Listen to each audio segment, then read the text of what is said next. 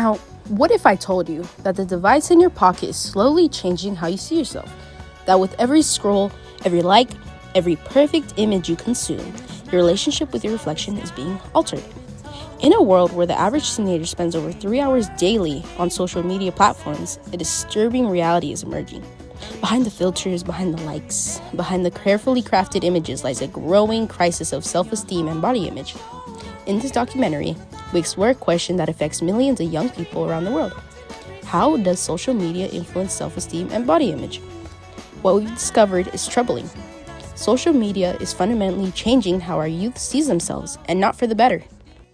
Me and my group interviewed a handful of students from grades 9 to 12, and even some teachers. These were the questions we asked them. What's your name? Abrielle. Abrielle Armstrong. Why don't you say last name? Okay, Abrielle Armstrong. Okay, so first question, what is your average screen time? 6 hours. Okay, how much of that is social media? Like all of it. Okay, why is that? Because it's so addictive. I can't get off of it. I don't know. TikTok is like, I'm so addicted to TikTok. That's not a good thing. I know. Okay, and last question, if you could look like any celebrity, who would you choose? I don't want to look like another. I don't want to look like a celebrity. Why not? Because You think you're perfect? I'm perfect, but I'm happy with the way I am. All right. So it's the same questions. Okay, so what do you think is your current screen time? 10 hours. 10 hours. Why? Because I checked it before. Okay. How much of that is like social media? Like 3 hours maybe. 3 hours. So what are you doing the rest of the time? Calling my friends. Okay. And then if you could be one celebrity and you could look like one celebrity and be one celebrity, who would you be? Paige Becker. Why? Because she's really good at basketball. And she's fun. What is your screen time right now? Oh god. 5 hours and 42 minutes. Okay, how much of that is social media? 5 hours and 42 minutes. So so that's all you do on your phone, it's just social media? No, I'm just kidding. Maybe like 3 hours of it, and then the other stuff I'm doing research or doing something for work. Okay, and then one final question. If you could look like any celebrity, who would you choose? Angelina Jolie. Why? She is my like person who's like beauty standards for me. Beauty standards? Okay. Thank you. As you can see, screen time is above the recommended amount. According to Psychology Today, it quotes, "Teens, I would say 1 to 2 hours of recreational screen time per day on school days is a reasonable amount." Every person has someone they want to look like. But the biggest issue is these celebrities that they want to look like have plastic surgery and other things done to their body. But the average person isn't going to do that to themselves.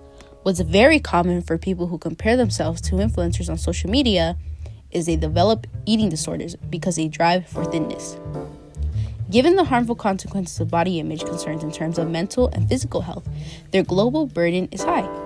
Interventions to mitigate these concerns at the individual and systematic level are warranted. What's the average age of the people that come in here, and what's the most popular item? Mostly around like 15 to 13-year-olds always here all the time. Most popular items, Glow Recipe. Anything Glow Recipe, Drunken Elephant, that's usually what's mostly bought here. Why do you think that is? I just think social media. From TikTok. Like all the teenagers saw it from TikTok. I see it myself personally, like everybody's looking on social media all the time. So that's the one thing everybody mostly buys. And I mean, at that age, it's something they really shouldn't be buying. What do you think that? Well, because they don't really, like at that age, their body's still growing. So obviously they don't need acne stuff, anything with hyaluronic acid, anything with like very strong ingredients.